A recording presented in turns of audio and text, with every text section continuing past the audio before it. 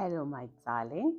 Welcome to Glow Up with Tash, a platform where we radiate, we glow up, we find our rhythm, we become the best version of ourselves. The queens, the kings, the ones who rule, who reign because we were born with it. This is in our DNA. We are supposed to be thriving.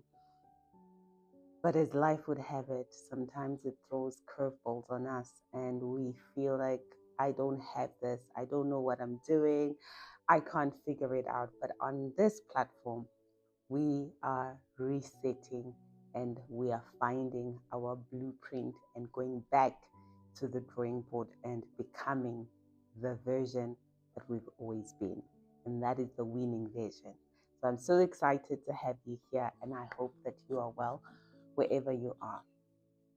Today, I am going to start off with talking about being calm in who you are. And a lot of us don't even know what that looks like. I, for one, didn't know what that looked like. And so I struggled with getting into my purpose, into who I'm supposed to be, because I struggled with the imposter syndrome. I struggled with believing that I can actually be doing what I'm supposed to be doing and doing this, sitting here, having a conversation with you, becoming the glow up queen. I struggled with that because I believed that I was not worthy. I believed that I was not good enough because life, society, experiences had taught me that, and that is the blueprint that I was living by. So when I began my journey of healing, I can say that my journey started around 2020. But before then, I had already been on a different journey. For a couple of years, I had been on my healing journey. But the big transitional phase came in 2020. While everyone was going through COVID, I was going through my own personal experience.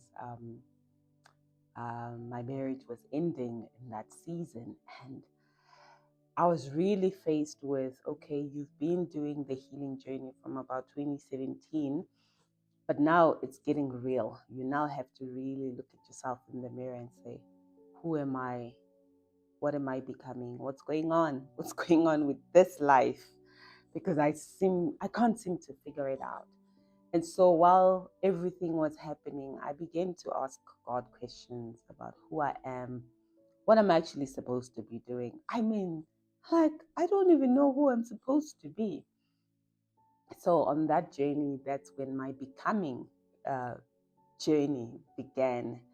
And I slowly started peeling off the layers of the experiences that I had had from childhood. And one of the big things that really stood up for me in that season was abandonment. I didn't realize how much it had actually affected my life and how I did relationships, rejection, those things really played a role in my life. And I had to start looking at them for what they were and start my healing from that point on. Because if I could do that, then I would be on a journey of becoming, right? And so that was my starting point. And one of the things that I realized in that journey was I was an anxious attachment style personality. Because of the rejection and abandonment, I needed constant reassurance that I'm loved, that I am good enough, that I'm chosen. And so I constantly needed that reassurance from those that are around me. And whenever I didn't get that, then I would get anxious and, oh, my nervous system would just go in chaos. It would just be a mess. On the outside, I would look like I have it together, but on the inside, oh my gosh, it was chaos that was going on. And I didn't have peace.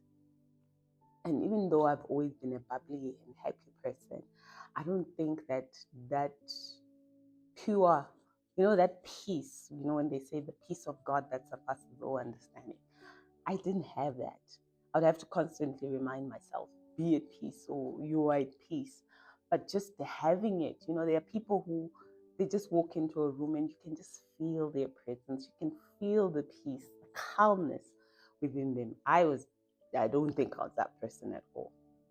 So I began doing the work, and I really just realized that I've always been in proving point, proving that I'm worthy. So I believed that if I do more or become more, then maybe I'll become good enough. Maybe I'll become worthy.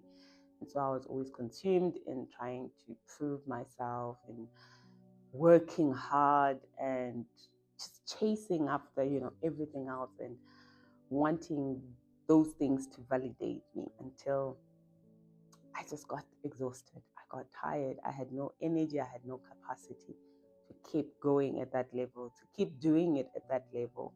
And so as the years went by, I think last year, 2024, was that year when my body said, enough, that's it. You can't keep going like this. You really have to slow down. And so I was forced into my soft girl era. I was like, oh my gosh. I have no idea what that means, that looks like. And it looks like laziness, to somebody who's always used to going, going, going. And when you have to slow down, it's uncomfortable. It feels unnatural. And that last year was that for me. I just felt like it was an out of body experience. But when I look back now, I realized that there was a lot of shedding, a lot of letting go of things that I had carried with me all my life that was baggage that I really didn't need. And as preparation for the woman that I'm becoming and the version of the woman that I want to be, I needed to let go of those things. I could no longer carry them and still expect to become the woman who's awakened, who's aware of who she's called to be. I, I trust and believe that there is a purpose over my life. And so for me to thrive in that purpose, I needed to let go of the old self. And so that was one of the key things that I really needed to start working on and trusting that I'm actually called and that there's actually a purpose over my life. So that began with me sitting with myself more, journaling, allowing myself to rest. I'm a workaholic of note. I can push. I can push. And I have learned to sometimes just be okay with taking a step back and allowing things to play out, not trying to force anything, not trying to make things happen, but just allow things to happen for me because I'm a doer. So that healing took it took quite a lot out of me because I I constantly wanted to push, and learning to take a step back was hard. It wasn't easy. But it has helped me to become more still, more trusting in God. It has elevated my faith in trusting and knowing that God's got me. Um, it's not in me doing anything that will open the doors for me. Yes, it's great to put my work out there, but if the time has not come, the time has not come. And it's not to say don't do the work. No, it's to say find your moment of stillness so that you can actually be aligned.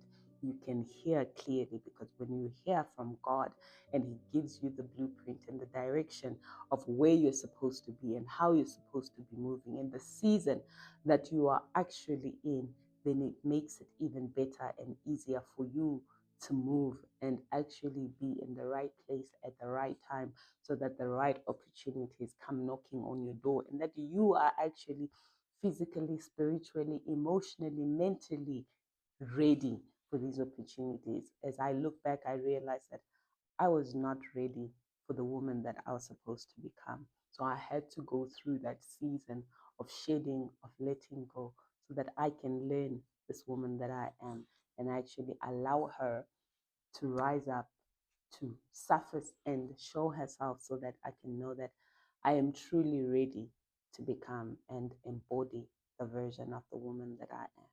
And so that was the journey of me becoming, letting go, and finding my purpose and allowing that purpose to become a part of me. And so that I know that this is who I'm supposed to be.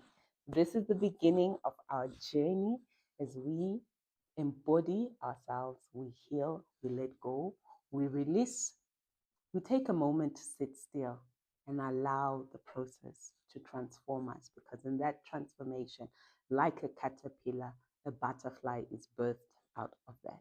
And so I pray that you become the beautiful butterfly that you're supposed to be. But do not,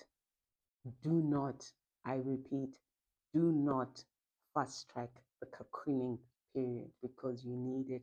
It is what will strengthen your wings. It is what will strengthen you to come out of the cocoon and find your strength to fly as the beautiful butterfly.